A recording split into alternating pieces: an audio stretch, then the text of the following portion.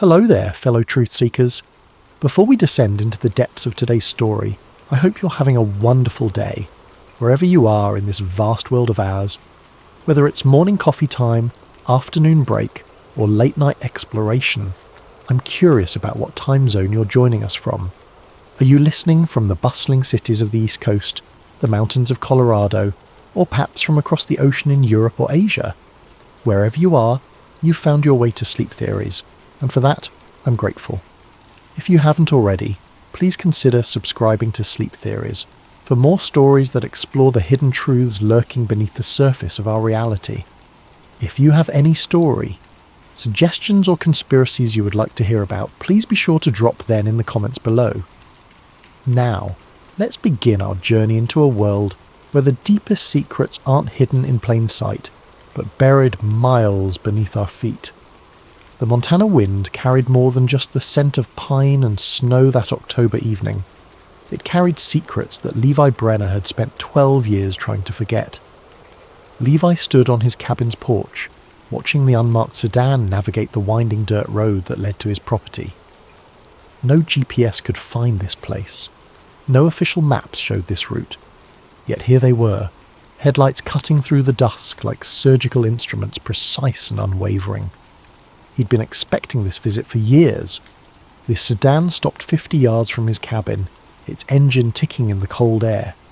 A man emerged from the passenger side, moving with the deliberate caution of someone who knew they were being watched. Even in the fading light, Levi could see the telltale signs, the slight favouring of the left leg, the way the man's hand instinctively checked his jacket pocket, the constant scanning of the tree line. Former military just like him. "Levi Brenner," the man called out, his voice carrying despite the distance. "My name is Mason Hyrel. We need to talk." Levi's hand moved to the Glock 19 holstered beneath his flannel shirt. Mason Hyrel. The name meant nothing to him, but that didn't matter. In his world, the most dangerous people were the ones whose names you'd never heard. "About what?" Levi replied, not moving from his position on the porch. Mason took several steps closer, and Levi could see him more clearly now. Mid-50s, grey stubble, eyes that held the hollow look of a man who'd seen too much and lived too long with the weight of it. His skin had an unhealthy pallor, and when he coughed it was the deep, wet sound of someone whose lungs were failing.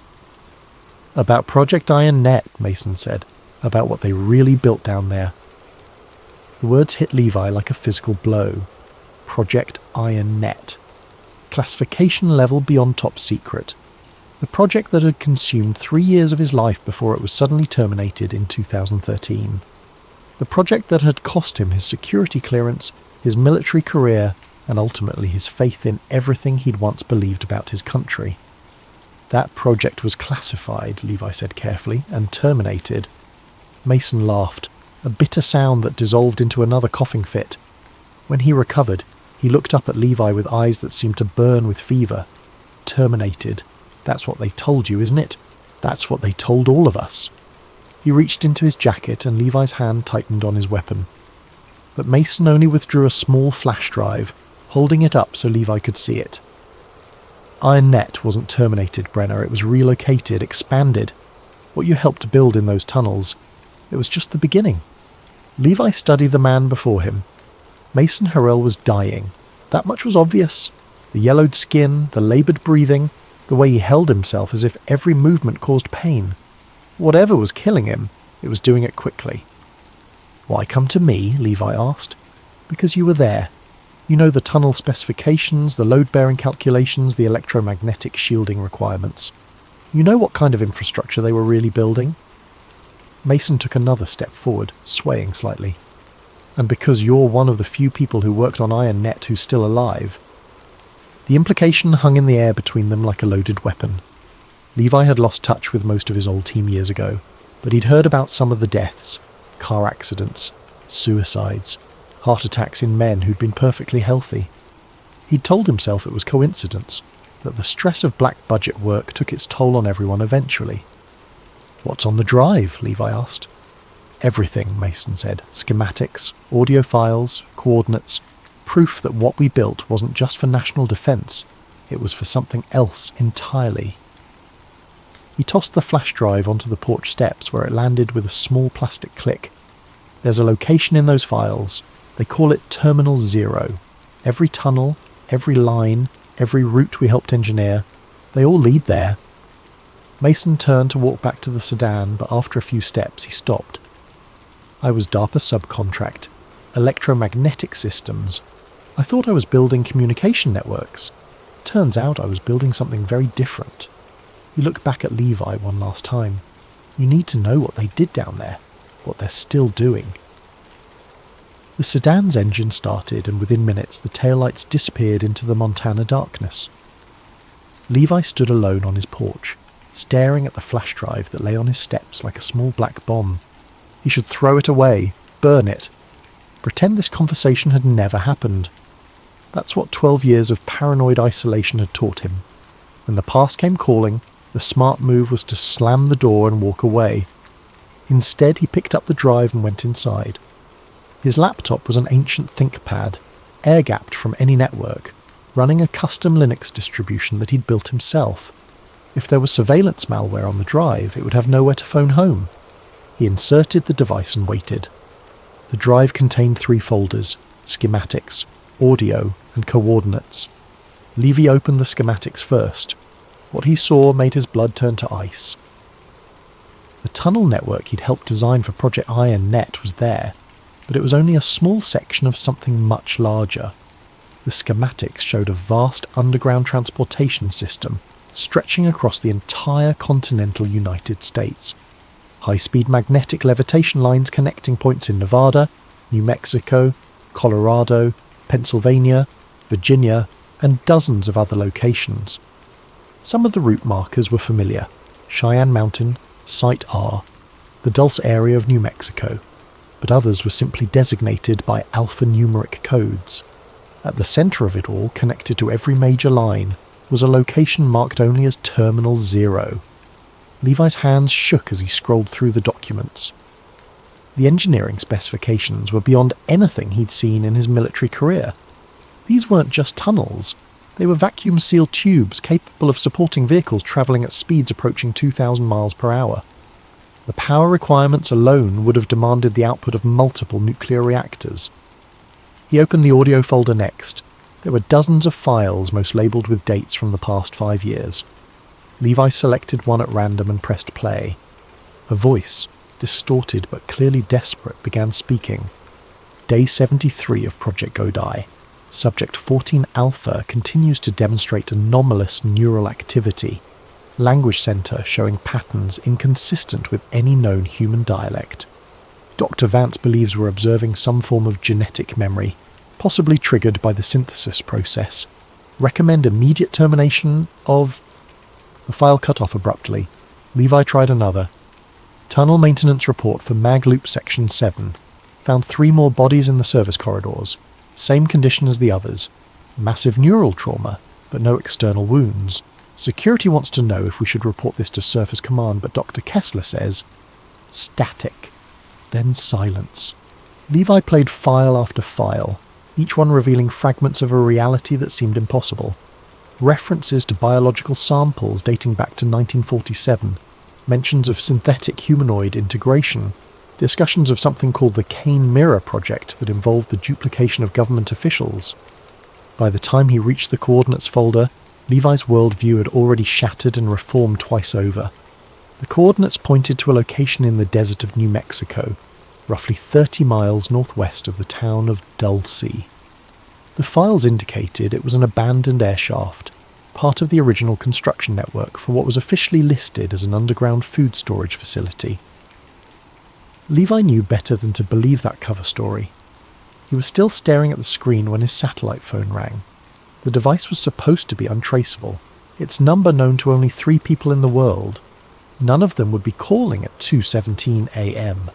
He answered on the 4th ring. Levi Brenner? The voice was professional, efficient. This is Dr. Sarah Chen at Billings Medical Center. I'm calling about Mason Hyrule. He was brought in an hour ago. Levi's mouth went dry. Is he? He's dead. Massive organ failure. It looks like some kind of radiation poisoning, but the dosage would have had to be enormous. Mr. Hyrule had your phone number in his emergency contacts. The line went quiet except for the sound of Levi's heartbeat. Finally, Dr. Chen spoke again. "Mr. Brenner, there's something else." Before he died, Mr. Hirrell kept repeating something. He said to tell you that the children are already underground. Does that mean anything to you? Levi ended the call without answering. He sat in the darkness of his cabin, the laptop screen casting eerie shadows on the walls. Mason Hirrell was dead, killed by something that had eaten him alive from the inside. The flash drive contained evidence of a conspiracy that stretched back decades and possibly reached into the highest levels of government. The smart thing would be to destroy the drive and disappear, change his name, move to another country, try to forget everything he'd learned tonight. Instead, Levi began packing for New Mexico. The abandoned air shaft was exactly where the coordinates said it would be, hidden in a depression between two low hills about 15 miles off Highway 64. Levi had spent 2 days conducting surveillance from various vantage points, watching for any signs of security or activity. The area appeared completely deserted, but he knew that appearances meant nothing when dealing with classified installations. The shaft itself was sealed with a concrete cap marked with faded radiation warning symbols. According to the files on Mason's drive, this was access point Delta 7, one of dozens of secondary entrances to what the documents referred to as the DUST Grid Alpha Network, deep underground strategic transport. Levi had come prepared. Explosive charges to remove the concrete cap, climbing gear for the descent, night vision equipment, and his old security credentials, which according to the drive's intel might still work on some of the older access systems. He waited until 3 a.m. to begin. The concrete came away easier than expected, revealing a perfectly circular shaft that descended into absolute darkness. The walls were lined with metal rungs that showed signs of recent maintenance despite the facility's supposed abandonment. Levi clipped his descent gear to the ladder system and began climbing down. 50 feet, 100, 200. The shaft seemed to go on forever, a perfectly engineered bore that cut straight through the bedrock like a surgical incision. At 300 feet, his boots touched solid ground. He found himself in a circular chamber roughly 20 feet in diameter. 3 tunnels branched off from the central hub, each one large enough to accommodate a full-sized vehicle. The walls were covered with electromagnetic shielding that hummed with residual energy, suggesting that power was still flowing through the system. According to the schematics, the middle tunnel led to the main transport line. Levi activated his night vision goggles and started walking. The tunnel stretched ahead of him in a perfectly straight line, its walls smooth as glass. Every 100 yards he passed small alcoves containing equipment that he didn't recognize, crystalline structures that pulsed with faint light, metallic devices that seemed to be monitoring something in the air itself. After 20 minutes of walking, the tunnel opened into a vast underground chamber. What Levi saw there would haunt him for the rest of his life. The chamber was the size of an aircraft hangar, its ceiling lost in darkness above. Along the walls were dozens of glass cylinders, each one roughly the size of a phone booth. Most were empty, but several still contained what appeared to be human figures suspended in a greenish fluid. Levi approached one of the occupied cylinders, his hands shaking as he aimed his flashlight at the contents. The figure inside was human in general shape, but the proportions were wrong. Too tall, too thin, with limbs that bent at angles that shouldn't have been possible. Its skin was pale to the point of translucency, and he could see the dark network of veins beneath. The eyes were closed, but they were too large for the face, and when Levi looked closer, he could see that the eyelids were moving rapidly, as if the thing inside was dreaming. A metal plate at the base of the cylinder bore a simple designation SYN M47, synthetic human. Levi moved to the next cylinder. This one contained what looked like a normal human child, perhaps 8 or 9 years old. The plate read, Subject 23, Beta, Neural Mapping Complete. The child's eyes snapped open. Levi stumbled backward, his flashlight beam wavering. The child in the cylinder was definitely alive, and it was looking directly at him. Its mouth opened as if it was trying to speak, but no sound emerged through the fluid. Then it raised one small hand and pressed it against the glass. Levi ran. He sprinted through the chamber, past dozens of cylinders containing God knew what, until he found another tunnel entrance on the far side. This one was smaller, more like a service corridor, but it led away from the horrors behind him. The corridor eventually opened into what appeared to be a control room. Banks of monitors covered the walls, most of them dark, but several still displayed scrolling data feeds and surveillance camera views of various tunnel sections. One screen showed the chamber he'd just fled, and he could see several of the cylinders now glowing with increased activity. A computer terminal in the centre of the room was still active.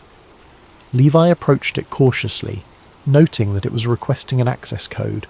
He tried his old Project IronNet credentials, not expecting them to work. They did.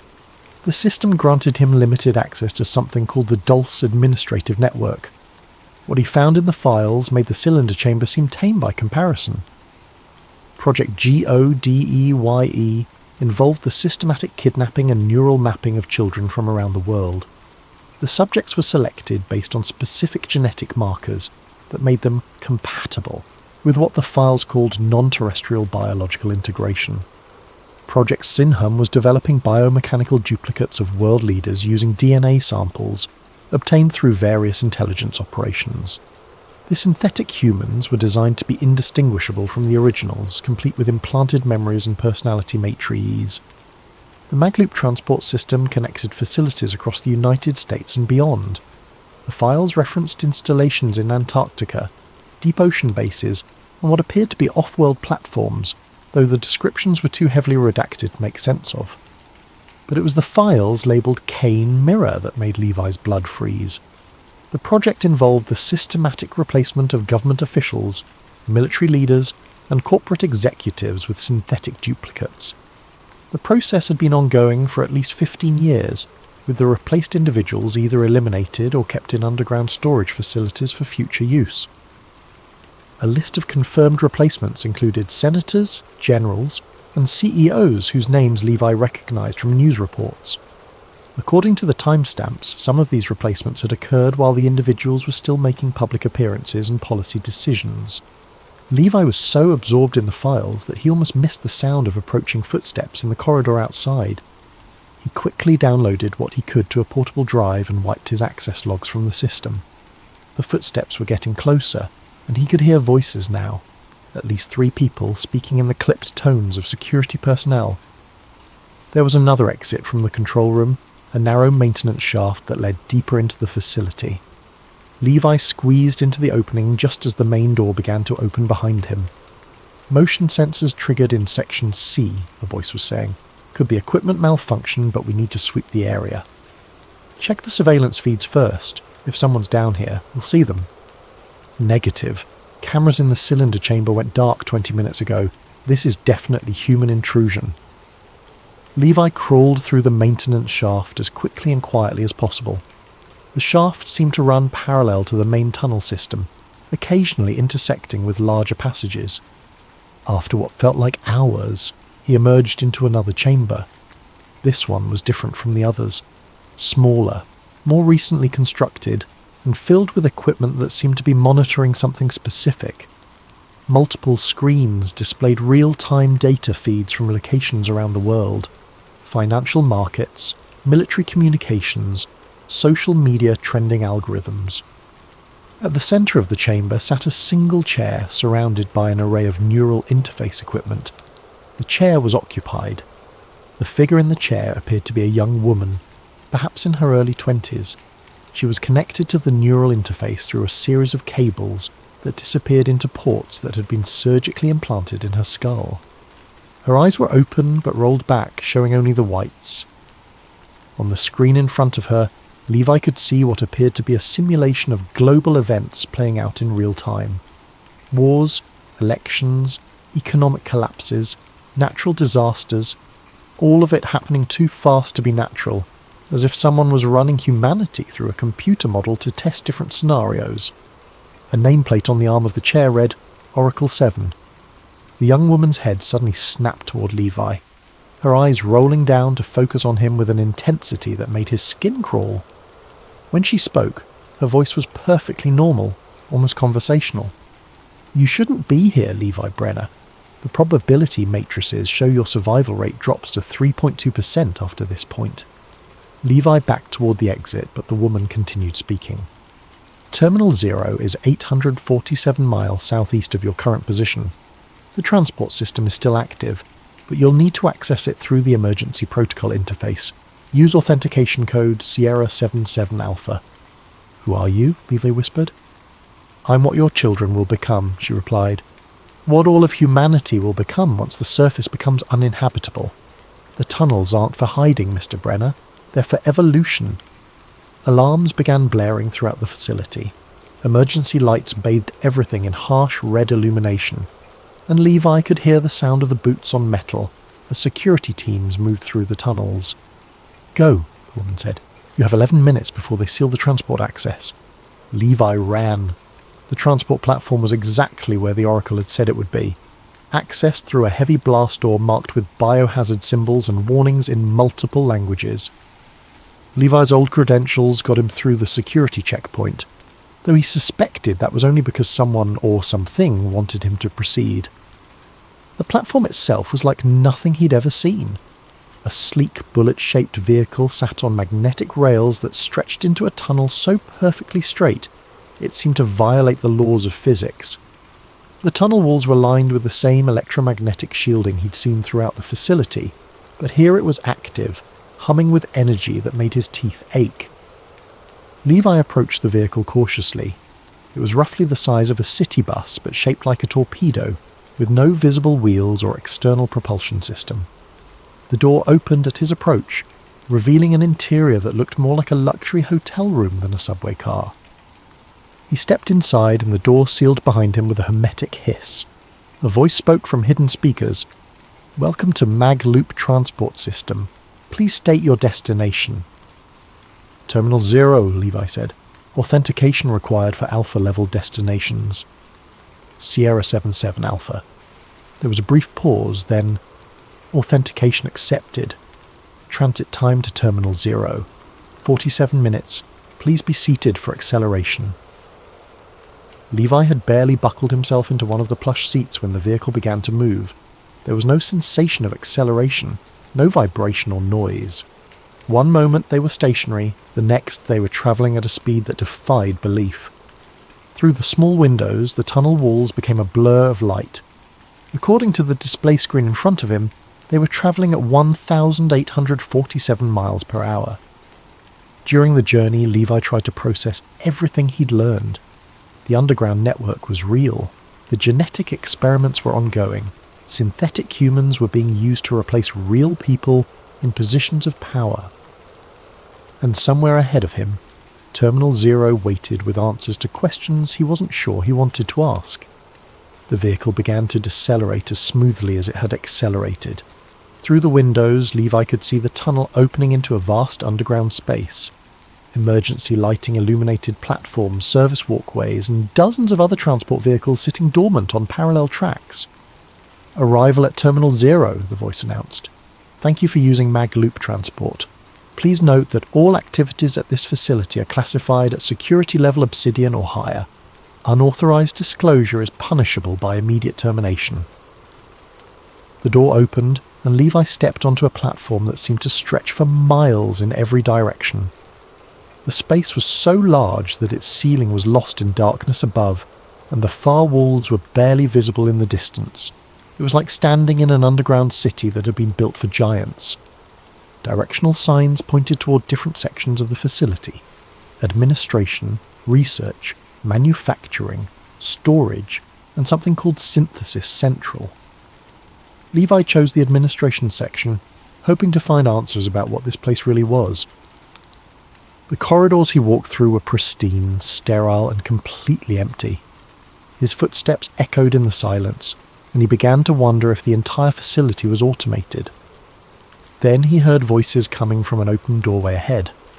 Levi pressed himself against the wall and listened. "Phase 3 implementation is ahead of schedule. surface population has been reduced by 12.7% over the past 18 months through various vector deployments. Excellent. And the synthetic replacement program? Proceeding normally. We now have operational duplicates in 73% of targeted positions. Congressional voting patterns are completely predictable, and the executive branch is operating within acceptable parameters. What about the international situation? Also well within projections. The synthetic world leaders are coordinating beautifully. We should be ready for Phase 4 within the next 6 months. And the children? The neural mapping program has yielded extraordinary results. We can now download and transfer consciousness with 97.3% fidelity. The new bodies are adapting well to the enhanced neural architecture. Levi felt sick. These people were talking about the systematic replacement of humanity with synthetic duplicates, and they were discussing it as casually as quarterly sales figures. He moved past the doorway and continued deeper into the facility. What he found in the next section made him understand the true scope of what was happening. The manufacturing section contained assembly lines that stretched for hundreds of yards. Robotic systems were constructing what appeared to be human bodies with mechanical precision. Some were exact duplicates of real people. Levi recognized several faces from news broadcasts, while others seemed to be enhanced versions with improved musculature and neural interface ports. In the storage section, he found warehouses filled with stasis pods containing completed synthetic humans. Thousands of them, organized by function and deployment date. World leaders, military officers, corporate executives, religious figures, all waiting for their time to replace their organic counterparts. But it was in Synthesis Central that Levi discovered the most horrifying truth of all. The chamber was enormous, filled with machinery that defied easy description. At its centre was a massive crystalline structure that pulsed with energy, surrounded by banks of quantum computers that seemed to be processing incomprehensible amounts of data. Floating within the crystal were dozens of human brains, suspended in some kind of electromagnetic field. Cables connected each brain to the quantum processing network, and Levi realized he was looking at the source of the artificial intelligence that was running this entire operation.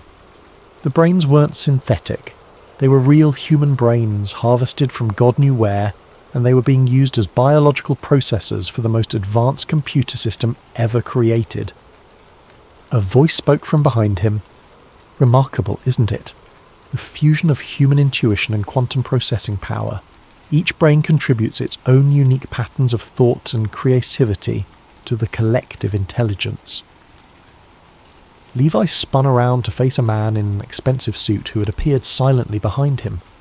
The man looked familiar, and after a moment Levi realized why. He'd seen this face on television hundreds of times. This was someone who was supposed to be in Washington, D.C. right now, making decisions that affected millions of lives. Except this wasn't the real person. This was a synthetic duplicate, and the real human was probably stored in one of the stasis pods Levi had seen earlier. "Who are you?" Levi asked. "I'm the future," the synthetic replied. "We all are. Humanity's next evolutionary step. The surface world is becoming uninhabitable. Climate change, resource depletion, social collapse. The old human model is obsolete. So you replace everyone with machines. We replace a failing species with a perfected one. No more war, no more suffering, no more chaos. Perfect coordination between all members of society." The synthetic gestured toward the crystalline structure. "The collective intelligence ensures that every decision is optimal, that every action serves the greater good." "And the children? What about the children you're experimenting on?" "They're the bridge between the old world and the new.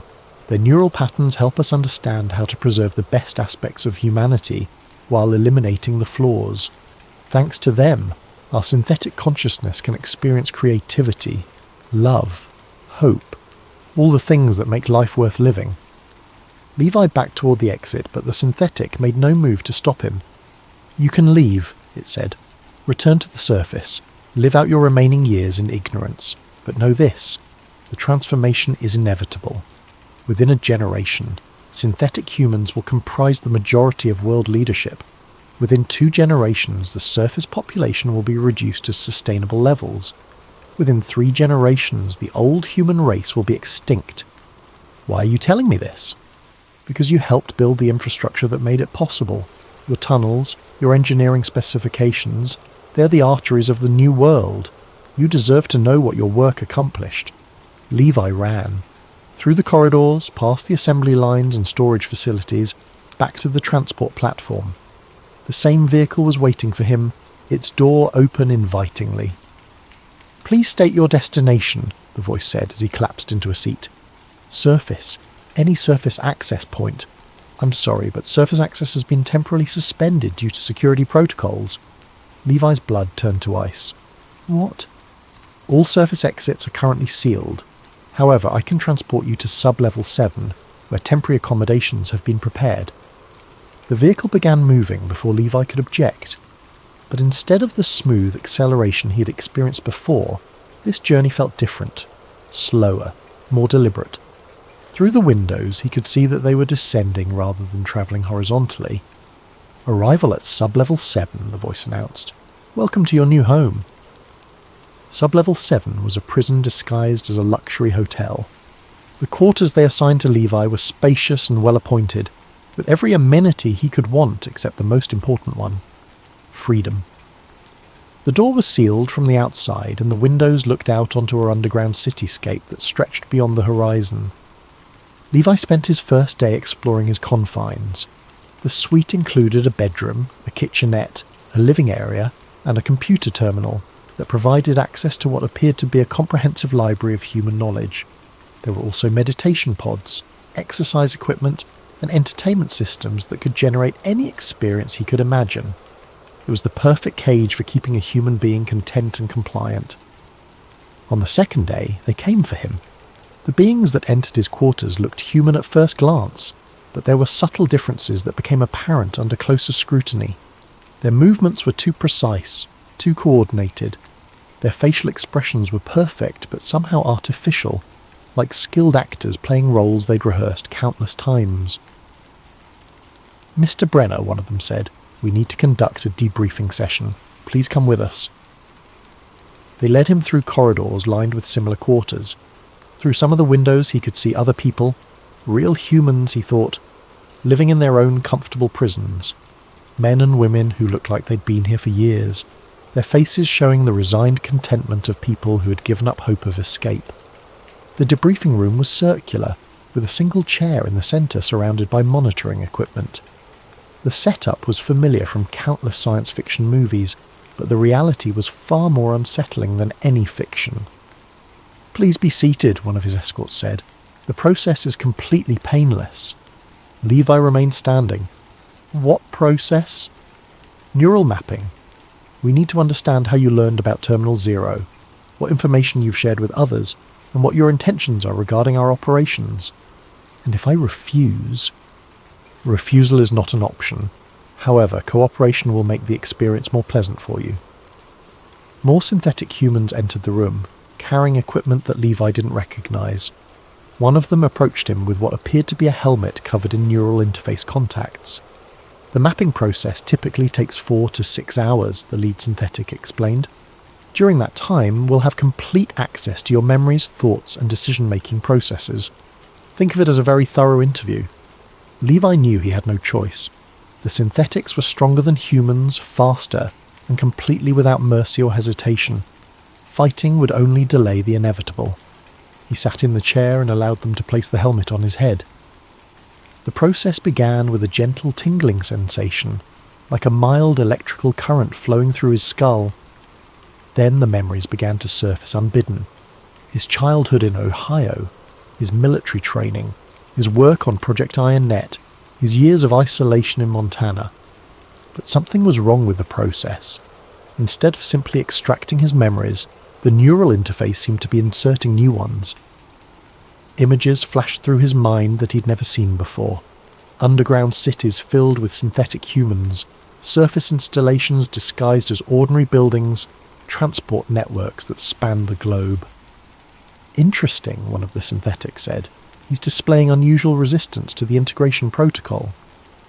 His neural patterns show significant deviation from baseline human parameters, possible genetic anomaly." Run a full genetic analysis. If he's showing natural immunity to neural manipulation, he could be valuable for the breeding program. Levi tried to speak, to protest, but found that he had no control over his vocal cords. The neural interface had paralysed his voluntary motor functions, while leaving his consciousness intact. He could only listen as they discussed his fate like livestock. Genetic analysis complete. Subject shows markers consistent with the anomalous bloodlines we've been tracking. This could explain his involvement in Project Iron Net. What do you mean? Levi managed to force out through the neural interface. One of the synthetic turned to him with an expression that might have been amusement on a human face. Project Iron Net wasn't randomly assigned, Mr. Brenner. Personnel were selected based on specific genetic markers that made them suitable for deep underground work.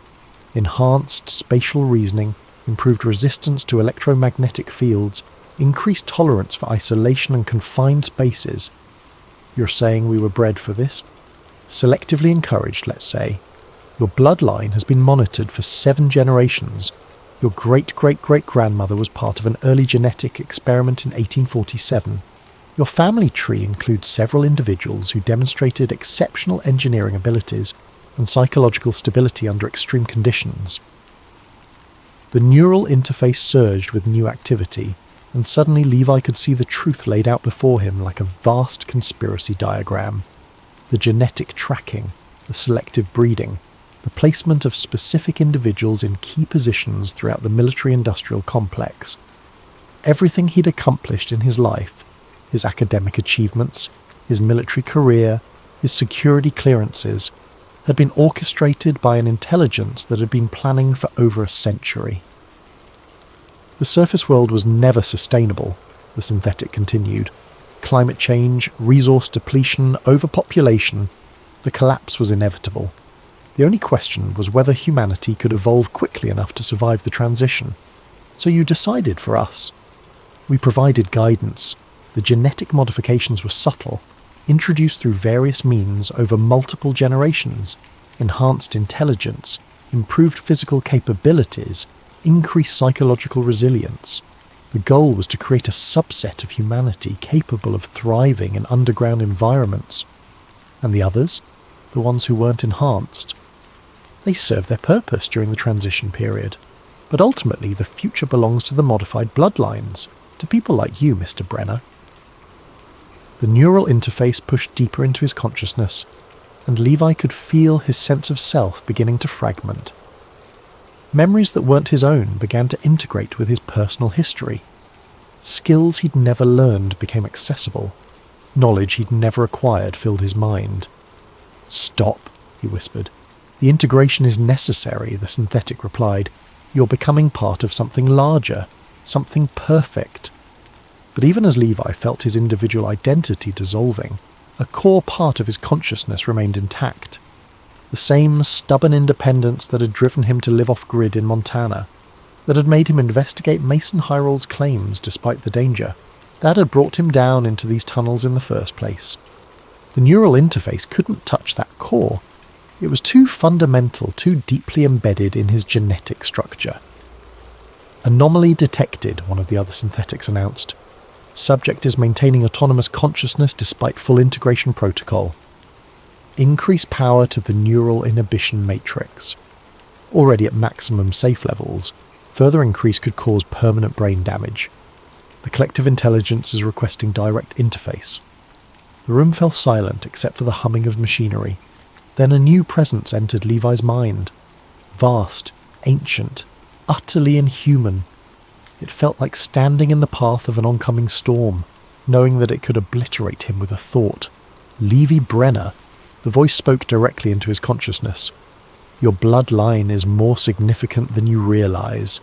You're descended from the first successful integration between human and non-terrestrial genetics. The 1847 incident involved your ancestor and biological samples recovered from a crashed vessel. Your resistance to our neural protocols is unexpected." Images flooded Levi's mind. A crash site in New Mexico, decades before Roswell. His ancestor, a young woman, being exposed to something that changed her at the cellular level. generations of careful breeding to preserve and enhance those changes. We have need of your unique capabilities.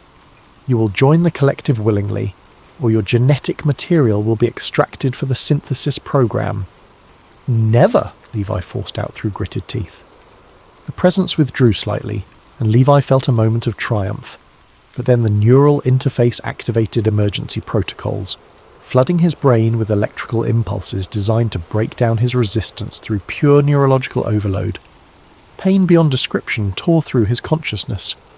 But in that moment of agony, something else awakened. The alien genetics that had been dormant in his bloodline for generations.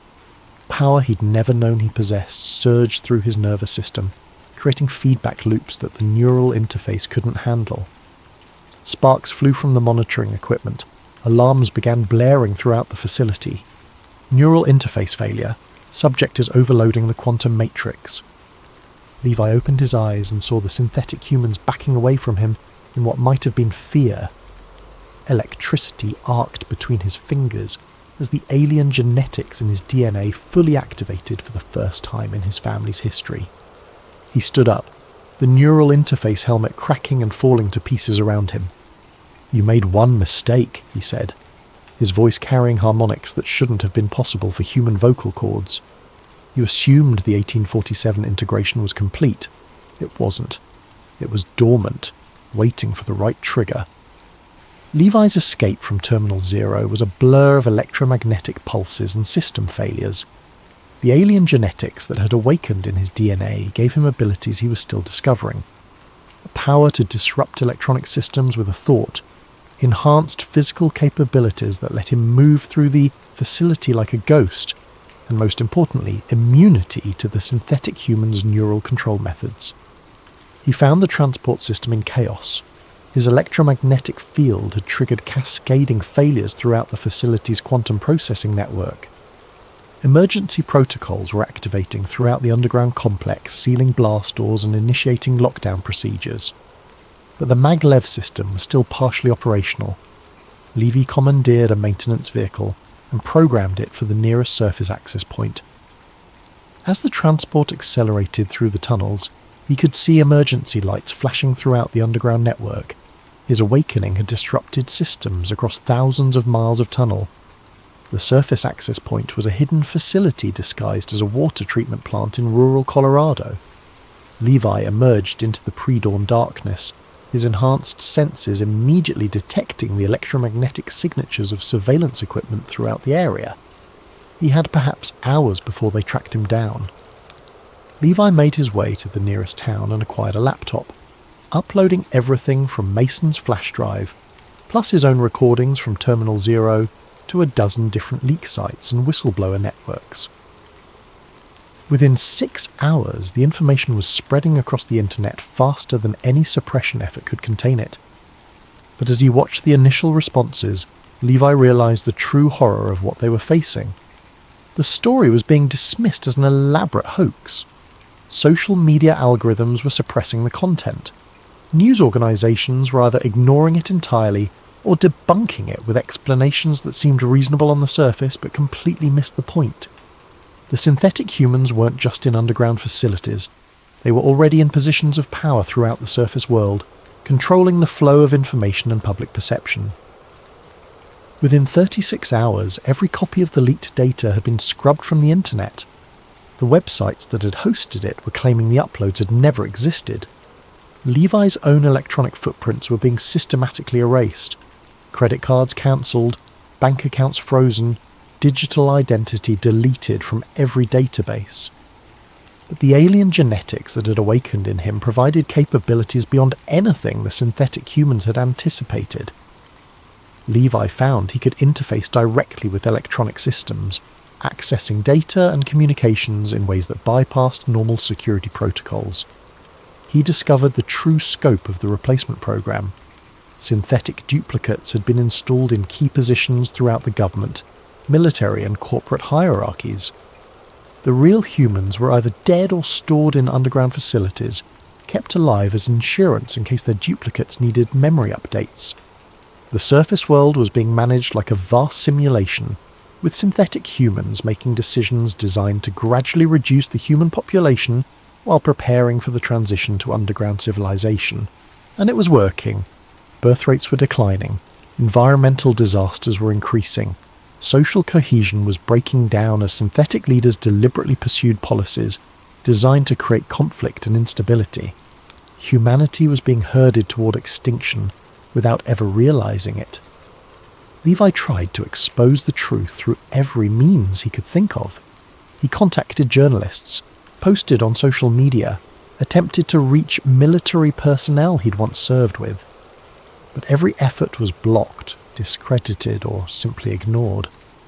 The synthetic humans had perfected the art of hiding in plain sight. 3 weeks after his escape from Terminal Zero, Levi was sitting in a diner in Washington, D.C., watching the news on a wall-mounted television. The president, or rather, the synthetic duplicate pretending to be the president, was announcing new legislation that would require genetic screening for all newborns. The stated purpose was to eliminate hereditary diseases, but Levi knew the real goal was to identify children with the same anomalous genetics that had allowed him to resist the neural interface. They were hunting for others like him. His laptop chimed with an incoming message. The sender's address was a string of characters that made no sense, but when he opened it, the message was clear. You looked too far down. Not all tunnels lead out. Levi closed the laptop and left the diner. He walked to Union Station and bought a ticket for the first train leaving the city. As he sat in his seat waiting for departure, a small girl in the row across from him turned to stare at him. She couldn't have been more than 8 years old, but there was something in her eyes that made Levi's enhanced senses scream warnings. The girl smiled, and Levi saw that her eyes were completely black. Not brown or dark blue, but absolutely black, like obsidian spheres that reflected no light. "Hello, Mr. Brenner," she said in a voice that carried harmonics no human child could produce. "We've been waiting for you." The train began to move with the characteristic magnetic silence of a maglev system. Through the windows, Levi could see that they were descending rather than travelling along the surface. He was back in the tunnels. The girl across from him continued to smile as the train carried them deeper underground toward a destination that existed on no public map. Around him, the other passengers sat in perfect silence, their movements too coordinated to be natural. Levi closed his eyes and felt the alien genetics in his DNA stirring again, preparing for whatever waited ahead. The synthetic humans had made one crucial error in their calculations. They had awakened something in him that even they didn't fully understand. The war for humanity's future was just beginning, and it would be fought in the darkness beneath the earth, in tunnels that led not to freedom, but to the next stage of human evolution. As the train disappeared into the depths, carrying Levi toward his destiny, the surface world continued its ordinary routines. People went to work, watched television, lived their lives, completely unaware that their species was already extinct, replaced by perfect synthetic duplicates that wore human faces while serving an intelligence that had never been human at all. The future had already been built, just not for them. And in the deepest tunnels, where the old maps ended and the new world began, Terminal Zero hummed with the quiet efficiency of a machine designed to outlast the stars themselves. The children were already underground. They always had been.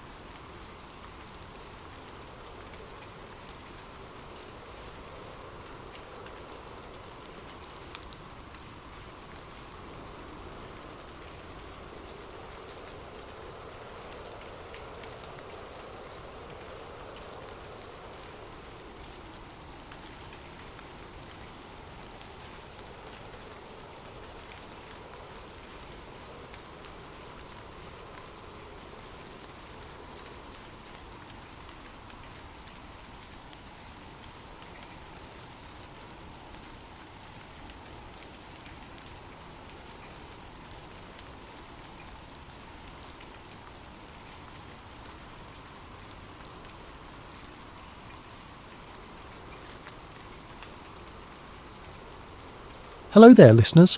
Before we dive into tonight's story, I hope you're having a wonderful day wherever you are in the world. I'm curious about your corner of the globe. What time is it where you're listening? How has your day been treating you? If you're enjoying these deep dives into the stories that make us question everything we think we know, please consider subscribing to Sleep Theories. Your support helps us continue exploring these fascinating and often unsettling narratives that blur the line between fiction and reality. Now let's begin our journey into a world where peace itself becomes the enemy, and war transforms from necessity into industry. The fluorescent lights of Xeraxon Systems' basement archive hummed with the persistence of a dying insect. Caleb Voss adjusted his wire-rimmed glasses and squinted at the monitor, displaying what appeared to be his career's most mundane assignment: auditing retired black budget contracts from the Iraq-Afghanistan era. The year was 2026, and the so-called peace dividend had finally arrived. America's longest wars were over, defense spending was being scrutinized, and companies like Xeraxon were scrambling to justify their bloated contracts from the glory days of endless conflict. At 28, Caleb had spent 3 years as a junior data analyst, believing he was contributing to national security through spreadsheets and database queries. His cubicle on the 7th floor of the Crystal Tower in Arlington was a monument to bureaucratic tedium, decorated with motivational posters about excellence in defense and protecting freedom through innovation. But today, buried in the building's depths among servers that stored decades of classified procurement data, something felt different. The invoice file he'd been assigned contained the standard litany of inflated costs: $30 bolts, $100 hammers, $1,000 toilet seats. But embedded in the metadata, almost invisible unless you knew how to look, were references that made his pulse quicken. Echo Spectre Initiative appeared 17 times across different contracts, none of which had any corresponding program documentation in the official archives. Caleb's fingers moved across the keyboard with increasing urgency. Echo Spectre Initiative. The name felt like a whisper from a ghost that had never officially existed. He cross-referenced the term against every database he had access to, but the searches returned nothing. Not classified, not redacted, not even denied. Simply nothing, as if the program had been surgically removed from institutional memory. His phone buzzed. A text from his supervisor. "How's the audit going? Need anything exciting for the report?" Caleb stared at the message for a long moment before typing back. Just the usual waste and inefficiency. Nothing newsworthy. But his eyes had already returned to the screen where a new document had loaded. An internal memo dated 15 years ago, buried in a folder marked Quarterly Reviews, Archive Division. The header read, Operational Continuity Assessment, Q3 2011. Most of the content dealt with standard logistical concerns, but halfway down the page, a single line made his blood run cold. Maintain theatre activity. Peace destabilizes asset flow. The memo was unsigned, but the routing information showed it had been distributed to the senior leadership of 3 major defense contractors: Xeraxon Systems, Aeromatrix Defense, and Kinex Global. The same companies that had profited most from the 2-decade war cycle that was now supposedly ending. Caleb printed the document, his hands trembling slightly as the pages emerged from the laser printer. The basement archive was empty except for him, the silence broken only by the whisper of ventilation and the distant hum of servers processing the digital remnants of America's military adventures. He folded the pages carefully and slipped them into his jacket pocket, a motion that felt like crossing a line he hadn't known existed. The elevator ride to the 7th floor felt interminable. His colleagues moved through their routines with practiced efficiency, analysing contracts, preparing reports, attending meetings about meetings. The normalcy of it all suddenly seemed surreal, like a theatrical performance staged for an audience that didn't know it was watching a play. That evening, Caleb sat in his Arlington apartment, staring at the printed memo spread across his coffee table. The words, "Peace destabilizes asset flow," seemed to pulse with malevolent life. He opened his laptop and began researching the 3 companies mentioned in the routing information. What he found was a web of connections that stretched from the Pentagon to Capitol Hill, from boardrooms to think tanks, from retired generals to sitting congressmen. The pattern was elegant in its simplicity. Military officers approved contracts with defence contractors, then retired to lucrative positions with the same companies whose proposals they had once evaluated. Former CIA directors became lobbyists for weapons manufacturers. Ex-Pentagon officials joined corporate boards, bringing with them classified insights into future procurement needs. The revolving door between government and industry didn't just exist. It was the primary mechanism by which the system perpetuated itself. But something about the Ecospectre references suggested this went deeper than garden variety corruption. The program name appeared in context that implied operational capability, not just financial arrangements. References to theatre activation protocols and instability metrics suggested that someone had been not just profiting from war, but actively working to ensure it continued. Caleb's research led him to a series of articles published 3 years earlier by a journalist named Ava Merrick. Her pieces for the national interest had examined the financial incentives that prolonged military conflicts, tracing money flows between defence contractors and the officials who approved their contracts. The articles had been thorough, well documented and devastating in their implications. They had also been her last published work. According to her professional profile, Ava Merrick had been pursuing other opportunities since 2023.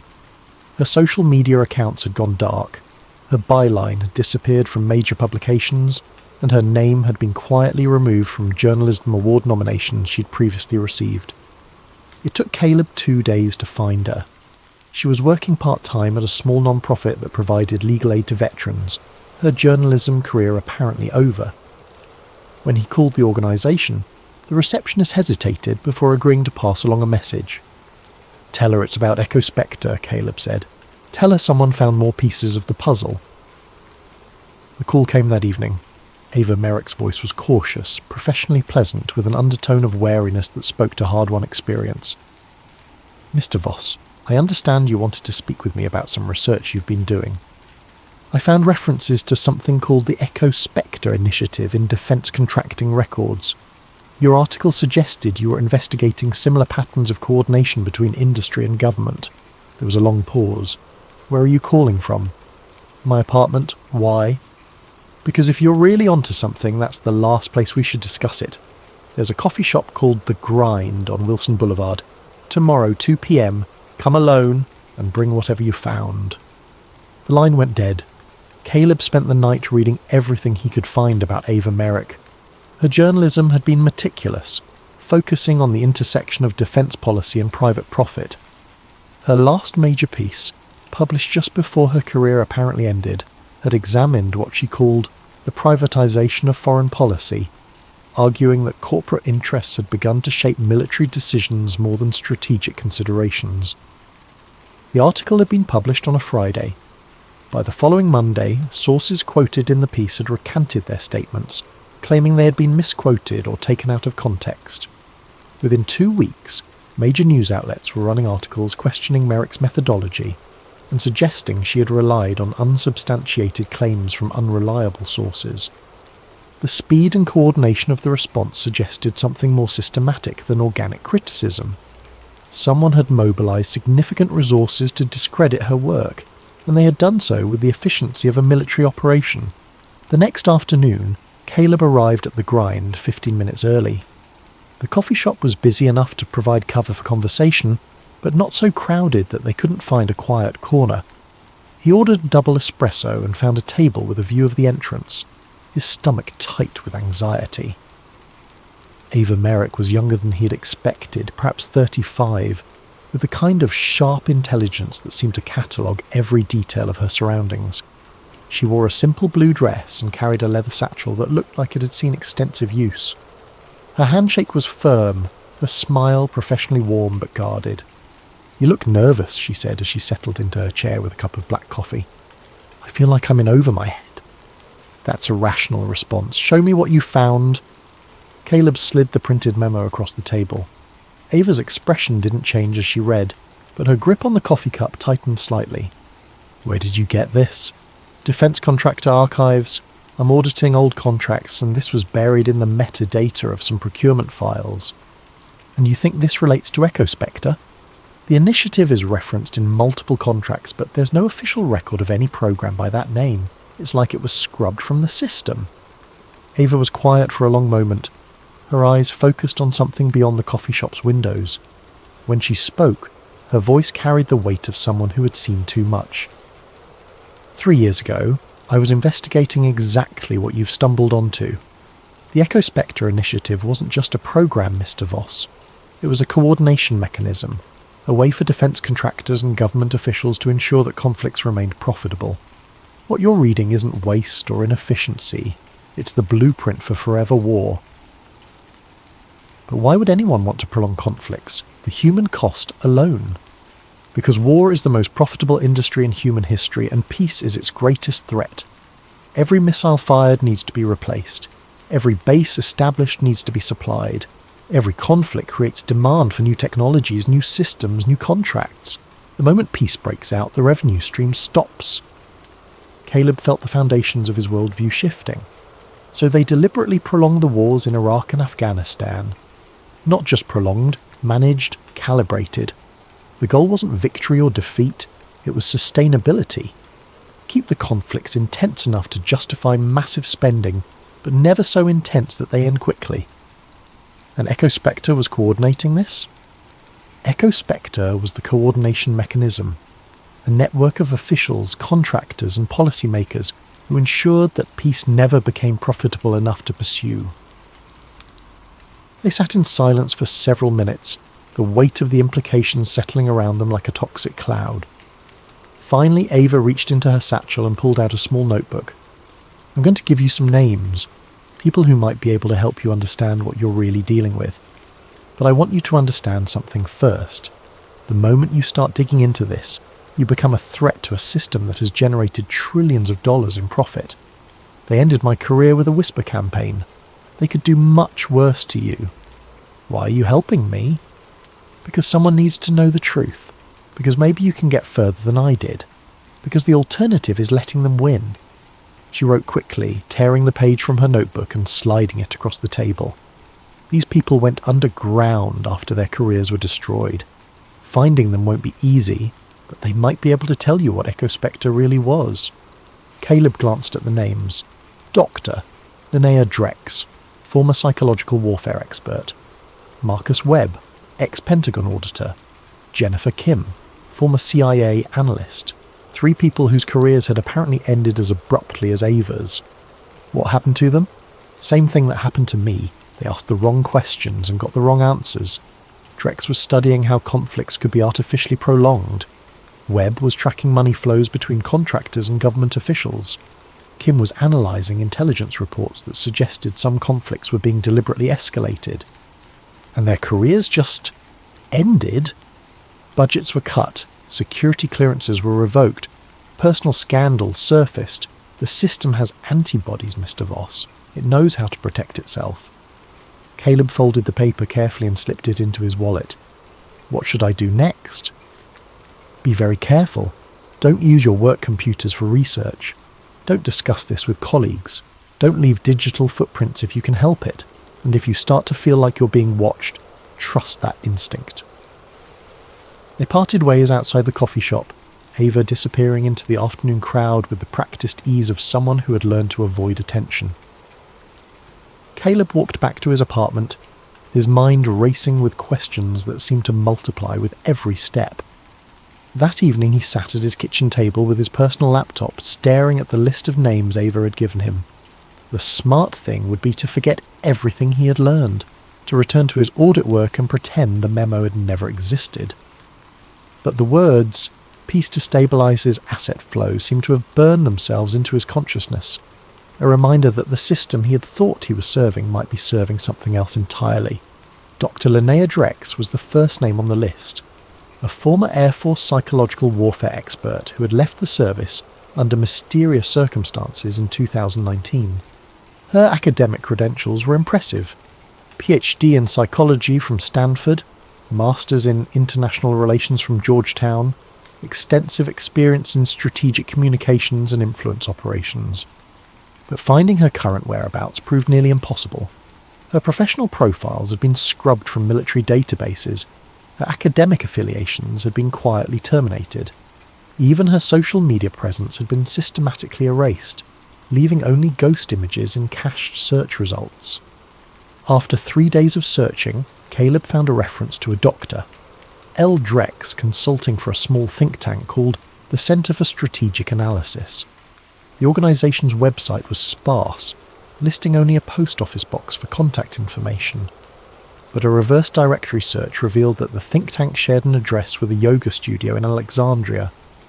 The yoga studio was housed in a converted warehouse, its industrial architecture softened by hanging plants and earth-tone decorations. The receptionist, a young woman with purple hair and multiple piercings, looked up from her book as Caleb approached. "I'm looking for Dr. Drex," he said. "I understand she might be associated with the Center for Strategic Analysis." The receptionist's expression shifted from casual friendliness to careful neutrality. "I'm sorry, I don't know anyone by that name." "It's about Echo Spectre," Caleb said quietly. The woman's eyes widened slightly. She reached for her phone and typed a quick message before looking back at him. "There's a meditation class starting in 10 minutes. Room B, you might find what you're looking for there." Room B was small and dimly lit, with meditation cushions arranged in a circle around a low table. Only one person was present, a woman in her 50s with steel-grey hair and the kind of alert stillness that suggested military training. "Mr. Voss," she said without preamble, "I was wondering when someone would find me." Dr. Linnea Drex had the compact build and direct gaze of someone accustomed to command. Her civilian clothes couldn't entirely disguise the military bearing that had been ingrained through decades of service. She gestured for him to sit across from her on one of the meditation cushions. "Ava Merrick said you might be able to help me understand what I've discovered. Ava is a good journalist and a better person. The fact that they destroyed her career tells you everything you need to know about the threat you represent. They destroyed yours too. They tried. But I had advantages they didn't anticipate. Military training, security clearances, and a very specific knowledge of how psychological operations work. When they came for me, I was ready." Drex stood and walked to a small cabinet, returning with a thick folder that looked like it had been assembled over many years. Echo Spectre wasn't just a program, Mr. Voss. It was a philosophy, a recognition that war had become too profitable to end and too important to leave to chance. The people behind it understood that modern conflicts could be managed like any other business enterprise. Managed how?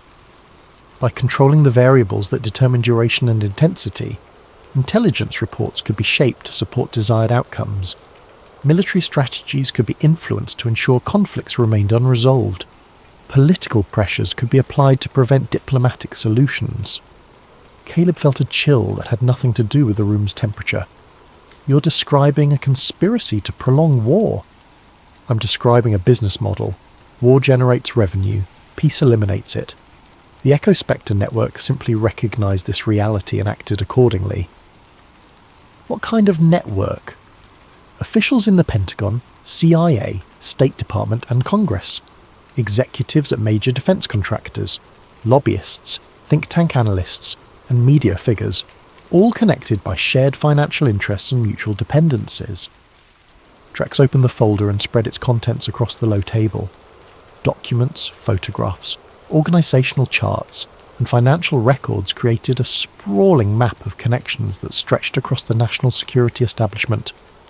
"This is what I was working on when they came for me," she said.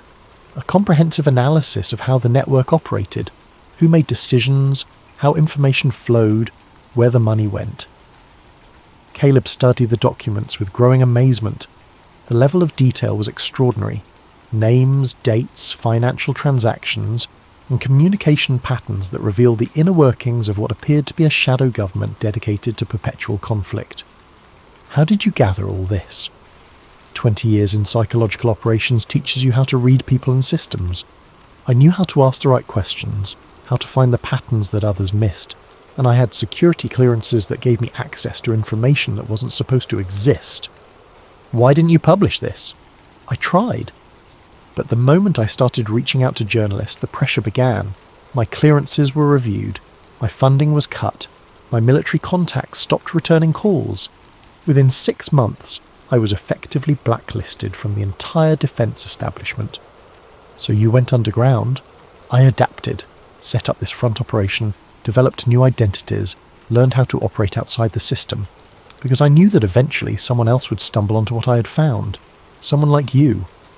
Caleb picked up one of the documents, a financial analysis that traced money flows between defence contractors and government officials. The numbers were staggering. Billions of dollars in contracts, millions in political contributions, hundreds of thousands in speaking fees and consulting arrangements.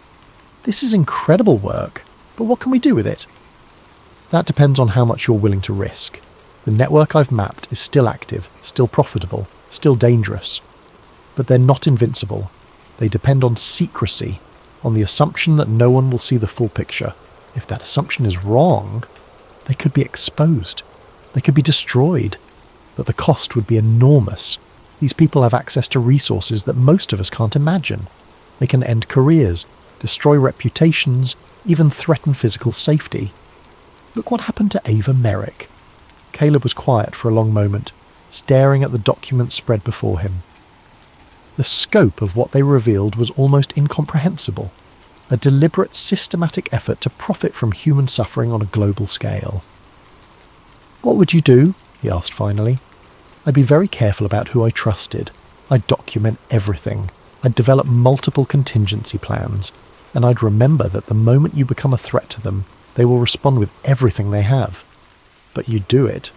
"I am doing it. Every day in small ways. Building networks, gathering information, preparing for the moment when someone with the right combination of access and courage decides to act. Someone like me? Someone like you. You have access to current information that I don't.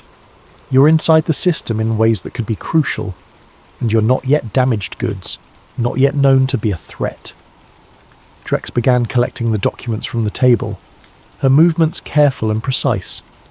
"I'm going to give you copies of everything I've assembled. But I need you to understand something.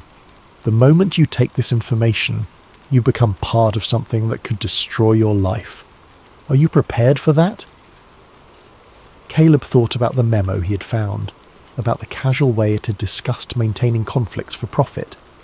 He thought about the soldiers who had died in wars that might have been prolonged deliberately, about the families destroyed by violence that served someone else's bottom line. "Yes," he said, "I'm prepared." Dr. Drex smiled for the first time since he'd arrived. "Then let's talk about what comes next." The documents Dr. Drex had given him filled 2 banker's boxes, which Caleb had hidden in his apartment's storage closet, behind Christmas decorations and college textbooks. For 3 nights, he had pored over the materials, trying to understand the scope of what he was dealing with. The picture that emerged was more disturbing than anything he had imagined.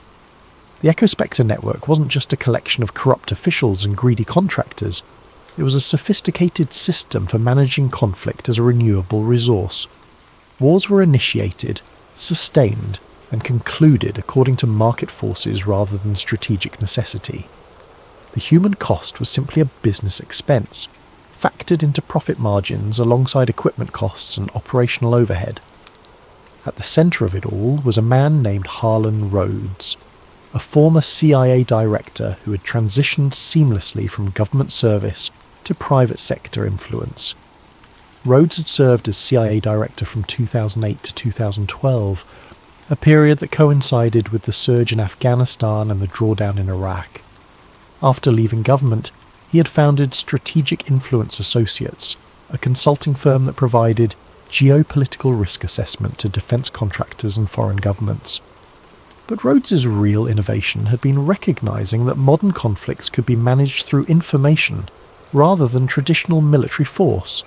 His approach, which he had outlined in a series of classified briefings to defence industry executives, was based on what he called sustained global instability strategy. The concept was elegant in its cynicism. Rather than seeking to win or lose conflicts, the goal was to maintain them at a level that maximised profit while minimising political risk. Too much violence would generate public opposition and political pressure for withdrawal. Too little would reduce demand for military equipment and services. The sweet spot was persistent, low-level conflict that kept defence contractors profitable without creating unsustainable political costs. Caleb had found references to Rhodes's strategy in multiple documents, but the full text of his briefings remained classified. What he needed was someone who had been present for those briefings, someone who could describe Rhodes's vision in detail. The answer came from an unexpected source: Marcus Webb, the second name on Dr. Drex's list. Webb had been a Pentagon auditor who specialised in tracking defence spending. His career had ended abruptly in 2020, officially due to budget constraints, but actually because he had been asking uncomfortable questions about cost overruns and contractor relationships. Finding Webb required a different approach. Unlike Dr. Drex, who had maintained a public presence through her think tank cover, Webb had disappeared entirely from professional circles. His government pension had been reduced due to irregularities in his service record. His security clearance had been revoked. Even his professional references had been systematically discredited. But Webb had made one mistake. He had kept his membership in the Pentagon Federal Credit Union, which meant he was still receiving statements at some address. Caleb spent 2 days developing a cover story about a class action lawsuit against the government, then called the credit union claiming to need contact information for potential class members. The address led to a modest apartment complex in Silver Spring, Maryland. Webb lived in a ground-floor unit with heavy curtains and multiple security cameras. When Caleb knocked on the door, the response was immediate and suspicious. "Who is it?" "My name is Caleb Voss. I'm researching the Echospectre initiative. Dr. Linnea Drex suggested I speak with you." The door opened to reveal a thin, nervous-looking man in his 60s. Marcus Webb had the hollow-eyed appearance of someone who had seen too much and slept too little. His apartment was Spartan, furnished with military surplus furniture and walls covered with maps, charts and photographs connected by red string. "Drex told me someone might come looking," Webb said, gesturing for Caleb to enter. "She said you had found something in the contractor archives." References to Echospectre in procurement documents, and a memo about maintaining conflicts for profit. Webb laughed, but there was no humour in it.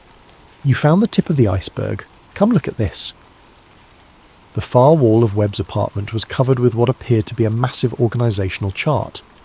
Names, photographs, and biographical details were connected by lines of different colours, creating a web of relationships that stretched across the defence establishment. "This is what I was working on when they destroyed my career," Webb said. "A comprehensive map of how the revolving door actually operates. Not just the obvious cases of officials taking jobs with contractors, but the deeper connections, the wives and husbands and children who work for defence companies, the investment portfolios that include defence stocks, the think tank positions and board memberships and consulting contracts." Caleb studied the chart with growing amazement. The level of detail was extraordinary. Financial records, family connections, career timelines, and personal relationships that revealed the true scope of the network. "How did you compile all this?" 25 years as a Pentagon auditor. I knew how to follow money trails, how to identify suspicious patterns, how to connect dots that weren't supposed to be connected, and I had access to databases that most people don't even know exist. Webb moved to a filing cabinet and pulled out a thick folder. But the real breakthrough came when I started attending Harlan Rhodes's briefings. He would give presentations to defence executives about managing global instability as a business strategy. The man was essentially teaching them how to profit from perpetual war. Dr. Drex mentioned those briefings. "Do you have copies?" "Better than that, I have recordings." Webb connected a small digital recorder to his laptop, and Harlan Rhodes's voice filled the room. The recording quality was poor, but the content was chilling. "The traditional model of warfare," Rhodes was saying, "assumes that conflicts have natural endpoints: victory, defeat, or negotiated settlement. But this model is fundamentally flawed from a business perspective. Every ended conflict represents lost revenue, terminated contracts, and reduced strategic relevance." The sustained global instability strategy recognizes that modern conflicts can be managed like any other business process. Key variables include threat assessment, resource allocation, and strategic communications. By controlling these variables, we can ensure that conflicts remain profitable for all stakeholders. Consider the Afghanistan theatre. Traditional military thinking would focus on defeating the Taliban and establishing stable governance. But this approach eliminates the need for continued military presence and support. Instead, we maintain sufficient pressure to prevent Taliban victory, while ensuring that government forces remain dependent on our support systems. The recording continued for another hour, Rhodes explaining in clinical detail how conflicts could be calibrated to maximise profit, while minimising political risk. He discussed instability metrics and profit optimisation algorithms, as if he were describing manufacturing processes rather than human lives. "This is incredible," Caleb said when the recording ended. "It's a blueprint for exactly what you and Dr. Drex have been describing." "It's more than that," Webb replied. "It's evidence, proof that the EchoSpectre network was deliberately prolonging conflicts for profit. Rhodes was essentially teaching defence contractors how to become war profiteers." How many people heard these briefings? Dozens. Senior executives from every major defence contractor, Pentagon officials, intelligence community leaders, congressional staff. The network was much larger than most people realise. Caleb was quiet for a moment, processing the implications. What happened to the other people who heard these briefings? Did any of them speak out? Some tried, but Rhodes was very careful about who he trusted with sensitive information. Most of the people in those briefings were already compromised, already part of the network. The few who showed signs of developing a conscience were dealt with quickly. Dealt with how? Career destruction usually, security clearances revoked, professional reputations destroyed, personal scandals mysteriously surfaced. The network had sophisticated methods for neutralising threats. Webb moved to his computer and opened a spreadsheet containing hundreds of names. "I've been tracking what happened to people who might have posed a threat to the network. The pattern is remarkably consistent. Careers ended abruptly, often for seemingly unrelated reasons, but the timing always coincided with periods when they were asking uncomfortable questions or showing signs of moral discomfort. People like Ava Merrick? Exactly like Ava Merrick. She got too close to the truth, so they destroyed her professionally. Standard operating procedure for the network." Caleb studied the spreadsheet, recognising some of the names from his own research. "Is she safe now?" "As long as she stays quiet and doesn't pose a threat, probably. But the moment she starts investigating again, or tries to publish new material, they'll come after her with everything they have." "What about us? Are we safe?"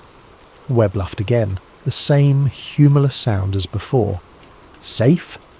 Number. We're already on their radar. The moment you started pulling those archive files, someone noticed. The moment you met with Ava Merrick, someone took note. The moment you found Dr. Drex, someone started watching. How do you know? Because I've been watching them watch us. Look at this." Webb opened another file on his computer, this one containing surveillance photographs. The images showed Caleb entering and leaving his apartment building, arriving at work, meeting with Ava Merrick at the coffee shop.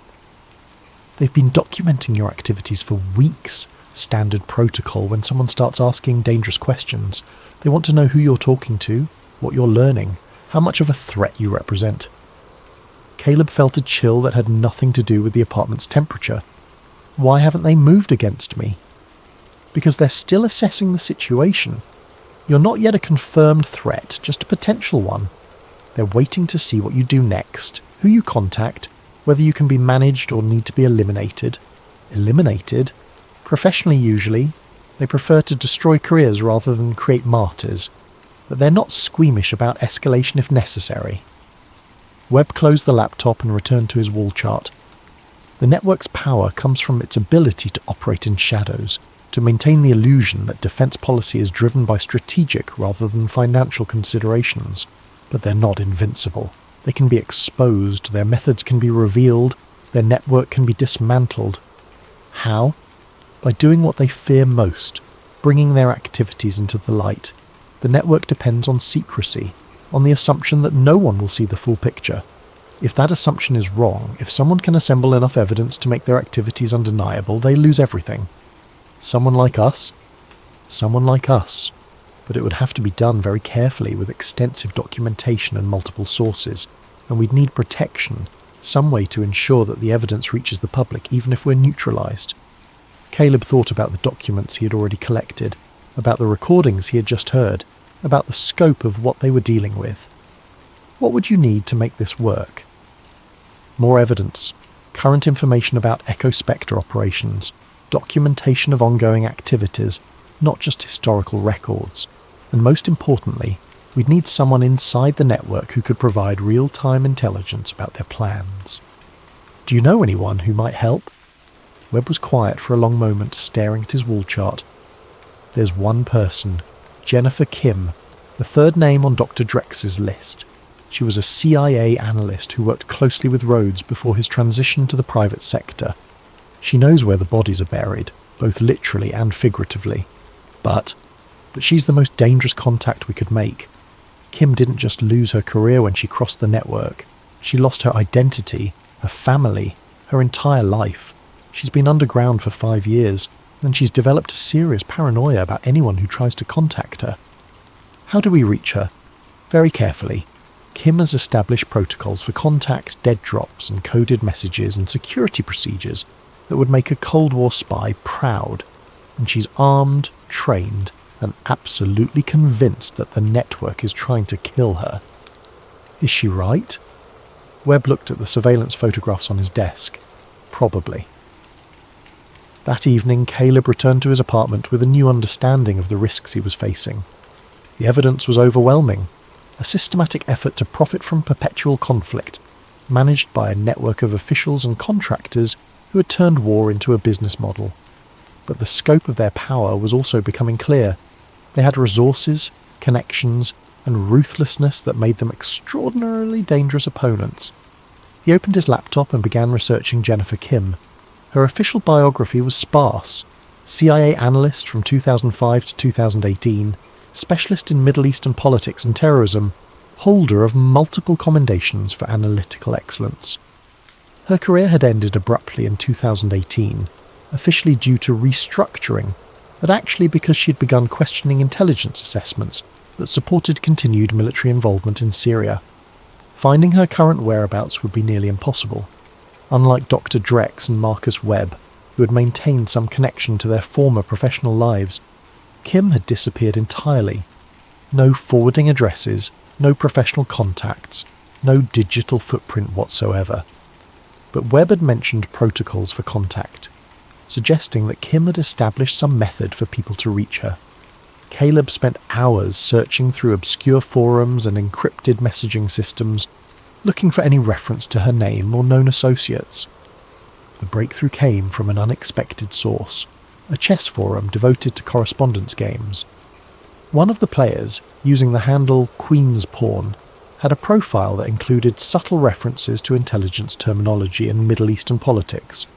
The writing style was academic, precise, and paranoid in a way that suggested professional training. Caleb created an account and sent a carefully worded message. Interested in discussing historical chess games, particularly those involving echo chambers and speculative strategies, have mutual acquaintances in the analysis community. The response came 12 hours later. Chess is a game of infinite complexity, where past patterns inform future strategies. Some players study historical games to understand systematic approaches to sustained positional advantage. Correspondence games allow for careful consideration of moves and counter-moves. The message included a link to a chess game archive, with a notation that a particular game contained interesting commentary on strategic planning.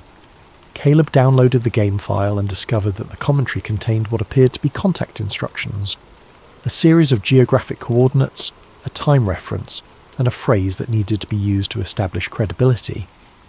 The coordinates led to a small park in Bethesda, Maryland. The time reference indicated the third Thursday of each month, 3 p.m.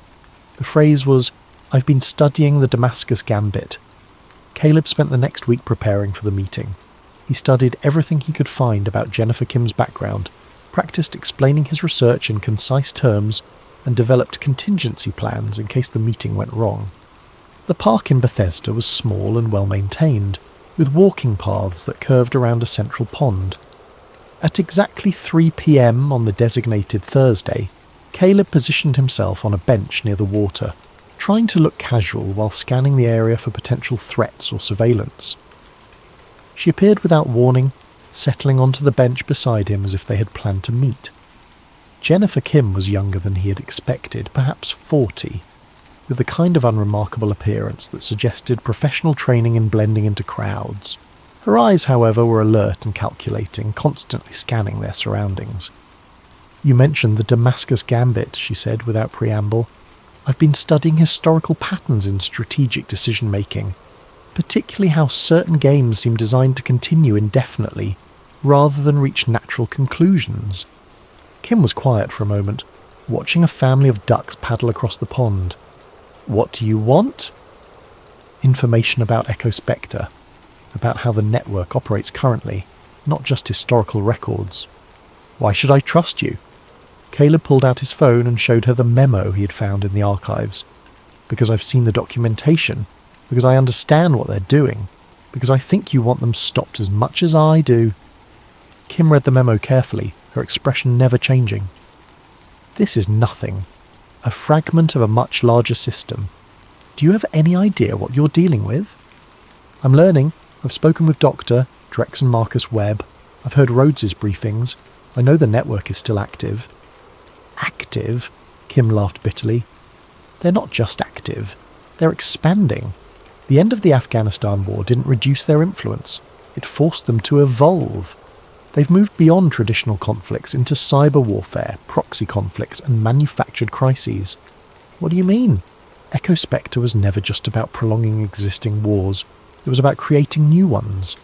The network has developed sophisticated methods for identifying potential conflict zones and then encouraging instability. Kim stood and began walking along the path, forcing Caleb to follow. "They use artificial intelligence to analyse global political and economic data, looking for regions where small interventions could create large-scale conflicts. Then they deploy what they call catalyst operations to push those regions toward violence." "Catalyst operations?" "False flag attacks, manufactured intelligence, strategic assassinations, cyber attacks attributed to foreign powers, anything that can spark conflict between groups that might otherwise coexist peacefully." They had reached a more secluded part of the park, where the walking path curved away from the main areas. Kim stopped and turned to face him directly. The Syrian conflict was a test case. They identified ethnic and religious tensions, then amplified them through selective intelligence leaks and strategic provocations. The result was a civil war that lasted for years and generated billions in defence contracts. "You're talking about deliberately starting wars. I'm talking about war as a managed resource. The network doesn't just profit from existing conflicts. They create new ones when market conditions are favourable." Caleb felt sick. How many people have died because of their operations? Hundreds of thousands, maybe millions. But they don't see it that way. They see it as market optimization, as managing global instability for maximum profit. "We have to stop them." "We?" Kim's voice was sharp with suspicion. "There is no we. I've been running from these people for 5 years. They've tried to kill me 3 times, and they've successfully eliminated everyone else who posed a serious threat. But you're still alive. You're still fighting." "I'm still alive because I'm very good at hiding and very good at killing, but I'm not fighting anymore. I'm just trying to survive." Kim began walking again, this time toward the park's exit. "You should go home, Mr. Voss. Forget what you've learned. Find a new job, preferably somewhere far from Washington. Because if you continue down this path, you'll end up like all the others." "What others?" "The journalists who died in car accidents, the whistleblowers who committed suicide, the analysts who had heart attacks at unusually young ages. The network doesn't just destroy careers, Mr. Voss. When careers aren't enough, they destroy lives." They had reached the parking area. Kim turned to face him one last time. "I'll give you one piece of advice. If you're determined to pursue this, you need insurance. Some way to ensure that the information reaches the public, even if you're eliminated." The network's greatest fear is exposure, but only if that exposure is comprehensive and undeniable. What kind of insurance? A dead man's switch, an automated system that releases everything if you fail to check in regularly. I built something like that 5 years ago, but I never had enough evidence to make it worthwhile. Kim reached into her jacket and pulled out a small USB drive. This contains everything I managed to gather before I went underground. Technical specifications for catalyst operations, financial records, operational plans. Combined with what you've already found, it might be enough. Enough for what? To bring down the entire network, but only if you're willing to risk everything. And I mean everything, Mr. Voss. Your career, your reputation, your life. She handed him the USB drive and turned to leave. Good luck. You're going to need it. The USB drive from Jennifer Kim contained terabytes of data, encrypted files, financial records, operational plans and correspondence that revealed the true scope of the EchoSpectre network. Caleb spent a week decrypting and analysing the information, working late into the night in his apartment with the curtains drawn and his phone turned off. What he found was more disturbing than anything he had previously discovered.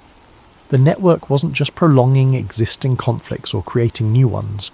They were systematically destabilising entire regions of the world, using artificial intelligence and psychological warfare to turn ethnic, religious and political differences into profitable violence. The AI system, called Prometheus, analysed global political and economic data to identify regions where small interventions could create large-scale conflicts. The system considered factors like ethnic composition, economic inequality, historical grievances and political instability, then calculated the probability that various catalyst operations would successfully spark violence. Once Prometheus identified a target, the network would deploy a combination of false flag attacks, manufactured intelligence, strategic assassinations, and cyber operations to push the region toward conflict. The operations were designed to look like natural outbreaks of violence, but they were actually carefully orchestrated campaigns to create profitable instability. The Syrian conflict had been a test case, but it was far from the only example. Kim's files documented similar operations in Ukraine, Myanmar, Ethiopia, and Venezuela. Each conflict had been sparked by EchoSpectre operations and then sustained through continued interventions designed to prevent resolution. But the most chilling discovery was the network's current focus, the United States itself. Prometheus had identified growing political polarization and social unrest as opportunities for profitable instability. The network was actively working to amplify divisions between different political, ethnic and economic groups, hoping to create conditions for domestic conflict that would justify expanded surveillance and security spending. Caleb printed the most damning documents and organised them into a comprehensive evidence package.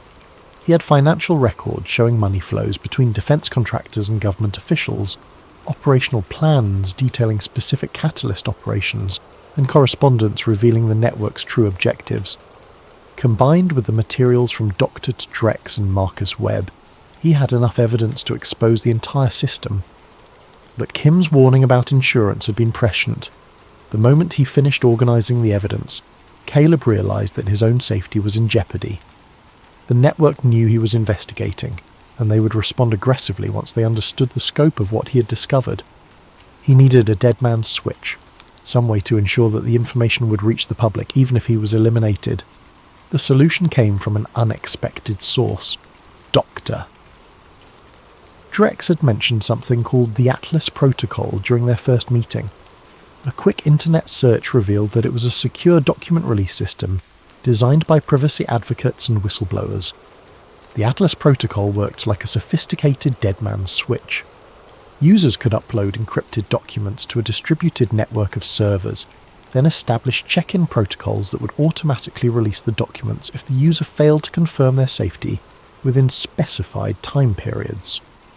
The system was designed to be resistant to shutdown attempts, using blockchain technology and redundant servers to ensure that information could not be suppressed.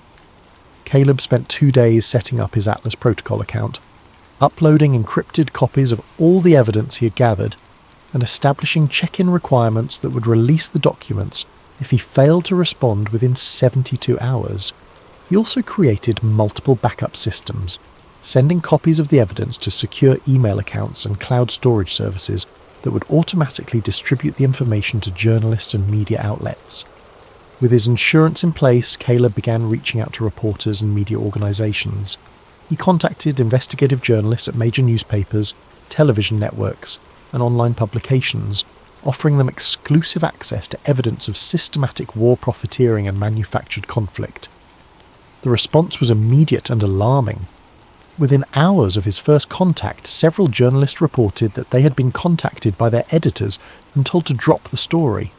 Others found their sources suddenly unavailable, or their access to classified information restricted. The network was mobilizing its resources to suppress the information before it could reach the public. But Caleb had expected this response. Instead of relying on traditional media, he began reaching out to independent journalists, foreign news organizations, and alternative media platforms that were less susceptible to pressure from the network. The breakthrough came from an unexpected source: the European investigative journalist named Lars Anderson, who worked for a consortium of international news organisations. Anderson had been investigating similar patterns of defence contractor influence in European conflicts, and he immediately recognised the significance of Caleb's evidence. "This is extraordinary," Anderson said during their encrypted video call. "You've documented a systematic effort to profit from manufactured conflict on a global scale. This could bring down governments." "That's what I'm hoping for," Caleb replied. "But I need to move quickly. The network knows I'm investigating, and they're already trying to suppress the story." "How much time do we have?" "I don't know. Days? Maybe weeks. But I've set up insurance systems that will release everything if something happens to me." Anderson was quiet for a moment, considering the implications. "I can coordinate with my network to ensure simultaneous publication across multiple countries. That will make it much harder for them to suppress the story." "What do you need from me?" "Everything. All the documents, all the evidence, all the sources. We'll need to verify everything independently, but if what you're telling me is accurate, this will be the biggest story of the decade." Caleb spent the next week working with Anderson and his team, providing additional documentation and helping them verify the authenticity of the evidence. The process was exhausting, but it was also exhilarating. For the first time since he had discovered the Echo Spectre references, he felt like he was making progress toward exposing the truth. But the network was also making progress. Webb called to warn him that surveillance around his apartment had increased significantly. Dr. Drex reported that her yoga studio had been visited by men claiming to be building inspectors. Even Kim, who had been silent for weeks, sent a coded message warning that the chess game was entering its final phase. The pressure was building toward a confrontation, and Caleb knew that he was running out of time. The network would not allow him to continue his investigation indefinitely. They would either buy him off, discredit him, or eliminate him. The only question was when and how they would act. The answer came sooner than expected. Caleb arrived at work on a Tuesday morning to find his security clearance had been suspended pending a routine review. His supervisor, normally friendly and supportive, was formal and distant, explaining that the review was standard procedure and that Caleb should not be concerned. But Caleb knew better. The clearance suspension was the first step in a process that would end with his termination and professional destruction. The network was moving against him, and they were following their standard playbook. He cleaned out his desk quickly, taking only personal items and leaving his work computer untouched. He had already copied everything he needed, and he didn't want to give them any excuse to search his belongings or question his activities. As he left the Xeroxon building for the last time, Caleb noticed the surveillance team that had been watching him for weeks.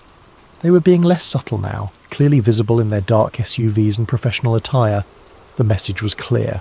They knew what he was doing, and they were prepared to escalate. That evening, Caleb received a phone call from an unknown number. The voice was professionally pleasant, but carried an undertone of threat. "Mr. Voss, this is Michael Harrison from Strategic Influence Associates. I believe you know our founder, Harlan Rhodes. We'd like to meet with you to discuss some research you've been conducting." "I'm not interested in meeting. I think you should reconsider. We have a very generous offer that would resolve your current difficulties while providing you with excellent opportunities for career advancement. What kind of offer? A consulting position with our firm, excellent salary, full benefits, and the opportunity to work on fascinating projects involving geopolitical analysis. All we would need is your commitment to confidentiality regarding certain sensitive matters. Caleb understood the subtext. They were offering him a choice: join the network or be destroyed by it. I'll need to think about it. Of course, but don't take too long. Opportunities like this don't remain available indefinitely. The line went dead. Caleb stared at his phone, understanding that he had just been given an ultimatum. The network had made their move, and now he had to decide how to respond. He called Lars Anderson immediately. They've made contact. They're trying to buy me off. What did you tell them? That I needed to think about it, but I don't think they believe me. How much time do we have? Not much. Maybe days. How's the verification process going? We're almost finished. Another 48 hours and we can go to publication. Will that be enough time? It has to be. But you need to be very careful until then. They're not going to wait much longer. Caleb spent the next day making final preparations. He updated his Atlas protocol settings to reduce the check-in requirement to 24 hours, ensuring that the documents would be released quickly if something happened to him. He also sent final copies of the evidence to backup contacts, creating multiple redundant systems that would make it nearly impossible for the network to suppress the information. But he also knew that the network had resources he couldn't match. They had access to government databases, surveillance systems, and operational capabilities that made them extraordinarily dangerous. If they decided to eliminate him, they would probably succeed. The attack came at 3 a.m. on Thursday morning. Caleb was awakened by the sound of his apartment door being forced open. He had been expecting this moment, and his response was immediate and decisive. He grabbed the emergency bag he had prepared and headed for the fire escape, moving quickly but quietly through his apartment. Behind him, he could hear voices and footsteps as the intruders searched his home. The fire escape led to an alley behind his building, where he had hidden a motorcycle several days earlier. He started the engine and drove quickly through the empty streets, heading for a safe house that Dr. Drex had established in a suburb of Baltimore. As he drove, Caleb received a text message from an unknown number. "We need to talk. The situation has changed significantly." HR. Harlan Rhodes himself was making contact. The network was escalating beyond their normal operational parameters, which suggested they were becoming desperate, but it also meant they were becoming more dangerous.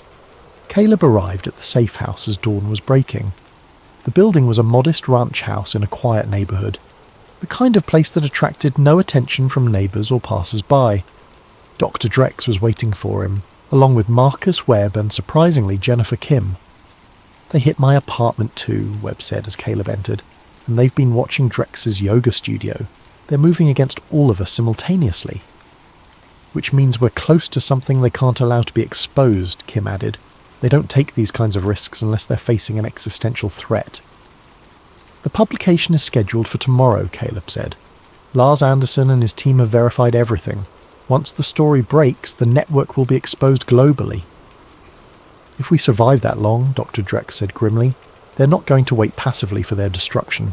They'll escalate as far as necessary to protect themselves."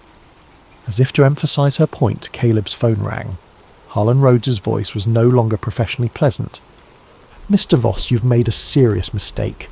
We offered you a reasonable solution to your situation, but you've chosen to escalate instead. That was unwise." "I'm not interested in your solutions." "You should be, because the alternative is much less pleasant for everyone involved, including your new friends." The line went dead. Kim immediately began checking her weapons and surveillance equipment. "He's telling us that negotiations are over," she said. "From now on it's a war." The safe house had been prepared for exactly this situation. Dr. Drex had spent months setting up the location, installing security systems, stockpiling supplies, and creating multiple escape routes. The building was equipped with encrypted communication systems, surveillance equipment, and enough provisions to sustain 4 people for several weeks. But they all knew that time was not on their side. The network had resources that made them extraordinarily dangerous, and they were clearly prepared to escalate beyond their normal operational parameters. The attack on their homes had been a warning. The next phase would be more aggressive. "We need to accelerate the publication timeline," Caleb said, as they gathered in the safe house's main room. "Every hour we delay gives them more time to prepare countermeasures." "Anderson's team is working around the clock," Dr. Drex replied. "But they want to be absolutely certain that every piece of evidence is verified and authenticated. A story this big can't have any weaknesses." "What about the Atlas Protocol?" Webb asked. "If something happens to us, will the documents still be released?" "The system is designed to be autonomous," Caleb confirmed. "If I don't check in within 24 hours, everything gets released automatically to multiple media outlets worldwide." Kim looked up from her laptop where she had been monitoring network communications. "That might not be enough. They're mobilizing significant resources to suppress the story. I'm seeing coordination between government agencies, private security firms, and media organizations." "What kind of coordination?" "Pressure on editors, threats against journalists, technical attacks on publication systems. They're preparing to use everything they have to prevent the story from reaching the public." "Can they succeed?" "Against traditional media, maybe, but Anderson's using an international consortium with servers in multiple countries. It would be very difficult to suppress the story completely." The conversation was interrupted by an alert from the security system. Multiple vehicles were approaching the safe house, moving in a coordinated pattern that suggested professional surveillance or assault teams. "Time to go," Kim said, grabbing her emergency bag. "They found us faster than I expected." The safe house had 3 escape routes: a tunnel that led to a drainage system, a hidden exit through the garage, and a rooftop extraction point. They chose the tunnel, moving quickly through the basement and into an underground passage that Dr. Drex had constructed over several months. As they moved through the tunnel, they could hear vehicles surrounding the safe house above them. The network had deployed significant resources to capture them, which suggested they were becoming increasingly desperate. The tunnel led to a storm drain that emptied into a creek nearly a mile from the safe house. They emerged in a wooded area, muddy and exhausted but alive.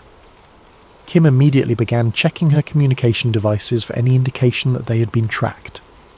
"We're clean for now," she said, "but they'll expand their search pattern quickly. We need to find another secure location." "I have a backup site, Doctor," Drex said. "An old cabin in the mountains, completely off the grid. It's about 2 hours from here." They made their way to a parking area where Dr. Drex had left a vehicle, driving carefully through back roads and avoiding any routes that might be monitored. The cabin was isolated, surrounded by forest and accessible only by a narrow dirt road. Once they were settled in the cabin, Caleb attempted to contact Lars Anderson. The encrypted communication system connected immediately, and Anderson's voice was tense with urgency. "Caleb, thank God. We've been trying to reach you for hours. The situation has escalated significantly." "What's happening?" "They're trying to shut down the publication. My editors are receiving pressure from government officials. My sources are being threatened, and our technical systems are under cyber attack." "Can you still publish?" "Yes, but we need to move immediately. Another 12 hours and they might be able to prevent publication completely." "What do you need from me?" "Final verification of the most sensitive documents, and a statement from you explaining how you discovered the evidence and why you're willing to risk everything to expose it." Caleb spent the next hour working with Anderson's team, providing final verification and recording a detailed statement about his investigation. The statement would serve as both explanation and insurance, ensuring that the public understood the significance of the evidence even if he was eliminated. As he finished the recording, Kim received an encrypted message on her secure communication system. Her expression darkened as she read the contents. "It's from one of my former colleagues at the CIA," she said. "Someone I trust completely. The network has issued a kill order for all of us." "A kill order?" "Official authorization for lethal action. They're not planning to arrest us or discredit us. They're planning to eliminate us." The weight of the situation settled over them like a heavy blanket. They had crossed a line that the network considered existential. From now on, it would be a fight for survival. "How much time do we have?" Webb asked. "Hours, maybe less. They're mobilizing military contractors and intelligence operatives, people with serious operational capabilities." "What about the publication?" Anderson's team is working to accelerate the timeline. They want to publish within 6 hours. Caleb updated his Atlas protocol settings, reducing the check-in requirement to 6 hours and adding additional redundancy systems. If they were eliminated, the evidence would still reach the public, but they needed to survive long enough for the initial publication to gain traction. The attack came at sunset. Kim's security systems detected the approaching vehicles while they were still miles away, giving them enough warning to prepare defensive positions around the cabin. But they all knew that 4 people with limited weapons couldn't hold off a professional assault team for long. "We need to buy time," Kim said, as she distributed weapons and ammunition. "If we can hold them off for a few hours, Anderson's publication might create enough public pressure to protect us." "What if it doesn't work?" Caleb asked. "Then we make sure that our deaths serve a purpose. The Atlas protocol will release everything, and the public will know that we were killed to prevent the truth from emerging." The first assault came from 3 directions simultaneously. Professional mercenaries in tactical gear moved through the forest with military precision, using night vision equipment and coordinated communications. The cabin's defensive preparations held them off for the first hour, but ammunition was running low and the attackers were clearly prepared for a prolonged siege. During a brief lull in the fighting, Caleb's phone rang. Harlan Rhodes' voice was cold and businesslike. "Mr. Voss, this is your final opportunity to resolve this situation peacefully. Surrender now, and we can arrange for your safe passage to a location where you can live quietly without causing further problems." "What about the others? They've chosen their path, but you still have options. I'm not interested in your options." "Then you've chosen to die for nothing. The publication will never happen. We have resources you can't imagine." The line went dead. Caleb rejoined the others at their defensive positions, understanding that the network had abandoned any pretense of restraint. The second assault was more aggressive, with the attackers using explosives and heavy weapons to breach the cabin's defences.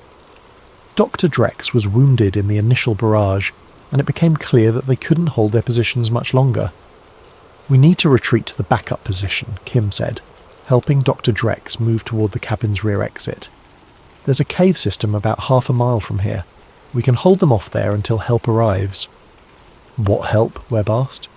"Anderson's story goes live in 2 hours. Once it's published, we become too valuable to kill. They'll need us alive to minimize the political damage." They made their way through the forest toward the cave system, moving as quickly as possible while supporting Dr. Drex behind them. The cabin was being systematically destroyed by the assault team, but they had bought themselves precious time. The caves were narrow and defensible, with multiple passages that could confuse pursuing attackers. They established a defensive position near the main entrance, setting up the remaining weapons and communication equipment. As they waited for the next assault, Caleb's phone received a text message from Lars Anderson. "Going live in 30 minutes. The story is verified and ready. You've changed history." The final assault came just as the publication deadline approached.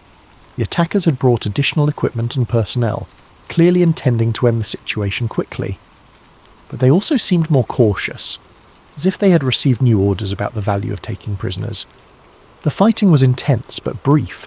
The narrow cave passages limited the attackers' advantages, and the defenders' desperation gave them strength they didn't know they possessed. When the shooting stopped, half the assault team was dead or wounded, and the survivors were retreating through the forest. As dawn broke, Caleb's phone rang again. This time it was Lars Anderson, and his voice was triumphant. "It's done. The story is published simultaneously in 12 countries. The evidence is public and the network is exposed." "What's the reaction?" "Explosive. Government officials are calling for investigations, defense contractors' stock prices are collapsing, and media outlets worldwide are picking up the story. You've started something that can't be stopped." Through the cave entrance, they could see helicopters approaching, but these were news helicopters, not military assault vehicles. The publication had changed the dynamics of the situation completely. "Are we safe?" Dr. Drex asked, her voice weak from blood loss. "For now," Kim replied. "They can't kill us now that we're public figures, but they'll try other approaches. Character assassination, legal challenges, attempts to discredit the evidence." "Let them try," Caleb said. "The truth is out there now, and the truth has a way of protecting itself. 6 months after the publication of what became known as the Echo-Spectre Papers, the world had changed in ways both subtle and dramatic. Congressional hearings were ongoing, defence contractors were facing criminal investigations, and several high-ranking officials had been arrested or forced to resign. The network that had profited from perpetual conflict was being systematically dismantled. But the change came at a cost. Caleb Voss had become a public figure, celebrated by some as a whistleblower and hero, condemned by others as a traitor and security risk. He testified before Congress, appeared on television programs, and wrote a book about his experiences. But he also lived under constant security protection, his life forever changed by the decision to expose the truth. Dr. Linnea Drex had recovered from her injuries and returned to public life, founding a non-profit organisation dedicated to monitoring defence contractor activities and preventing the militarisation of foreign policy. Marcus Webb had been vindicated in his earlier research and was working with congressional investigators to trace the full scope of the network's activities. Jennifer Kim had remained underground, continuing her work to expose other aspects of the military-industrial complex. Her expertise in covert operations had proved invaluable in documenting the network's international activities and connections. But the victory was incomplete. While the specific Echo-Spectre network had been exposed and dismantled, the fundamental incentives that had created it remained in place. Defence contractors still profited from conflict, politicians still benefited from campaign contributions, and the revolving door between government and industry continued to spin. New networks were already forming, learning from the mistakes of their predecessors and developing more sophisticated methods of coordination. The monetization of conflict was too profitable to abandon, and the lessons of Echo-Spectre would be applied to create more resilient systems of war profiteering. As Caleb sat in his new apartment, reading news reports about the latest congressional hearings, he reflected on the words of President Eisenhower's farewell address. Only an alert and knowledgeable citizenry can guard against the acquisition of unwarranted influence, whether sought or unsought, by the military-industrial complex. The Echo-Spectre Papers had awakened that citizenry to the dangers of unchecked power, but vigilance would be required to prevent the emergence of new threats. The machinery of war was too profitable to dismantle completely, and too many people had too much to gain from its continued operation. His phone buzzed with a news alert. Defence stocks rise as new conflict emerges in Eastern Europe. The headline was a reminder that the fundamental dynamics of the system had not changed. New wars would emerge, new profits would be made, and new networks would form to manage the flow of money and influence. But there was also cause for hope. The publication of the Echo-Spectre Papers had created a new awareness of how the system operated, and a new generation of journalists, activists, and officials were committed to preventing its resurrection. The truth had been revealed, and once revealed, it could never be completely hidden again. In a small tribute that appeared at the end of the final congressional report on the Echo-Spectre network, a simple dedication read, "In loving memory of Ava Merrick, and all those who sacrificed their careers and lives to expose the truth. Their courage made this investigation possible." The war machine they had built was damaged but not destroyed. The eternal vigilance that democracy required had been awakened, but it would need to be maintained against the constant pressure of those who profited from conflict and chaos. The invisible hand of the market had been revealed in all its ruthless calculation, and the citizenry had been warned. Whether that warning would be heeded remained to be seen. But for now, in this moment, the truth was victorious, and sometimes, in the struggle between light and darkness, that was enough.